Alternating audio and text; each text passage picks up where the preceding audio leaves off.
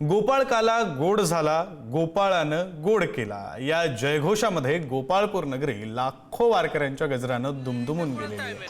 गोपाळपुरात गोपाळकाला उत्साहात पार पडला आणि लाखो वारकऱ्यांच्या जयघोषात संतांच्या पालख्या श्री विठ्ठल दर्शनासाठी मंदिरात दाखल झाल्या.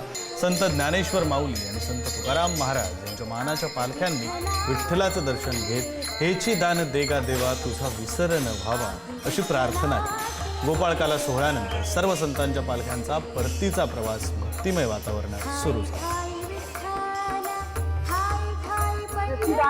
देवा तुझा विचार नावा अशी अर्थ विनवणी करत आज आषाढी यात्रेच्या सोहळ्यासाठी ज्या सर्व संतांच्या पायी चालत आल्या पालख्या त्या गोपाळपूरला जातात आणि गोपाळपूरला गेल्यानंतर गोपाळकाला गोड झाला, गोपाळाने गोड केला.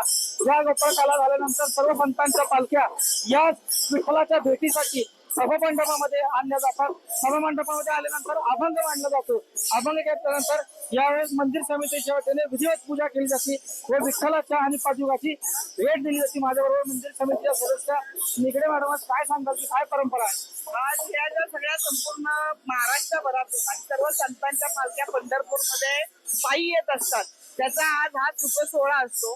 आणि इथं गोपाळपूरला काला झाल्यानंतर सर्व संत हे पांडुरंगाच्या भेटीला येतात आणि त्या पद्धतीने पांडुरंगाची भेट घेऊन मग ते आपापल्या परतीच्या प्रवासाला लागतात. किती पालख्या आता मंदिरामध्ये 10 मानाच्या पालख्या येत असतात आणि सगळ्या पालख्यांबरोबर हे सगळे वारकरी आतमध्ये येऊन देवाचं दर्शन घेऊन सुटतो.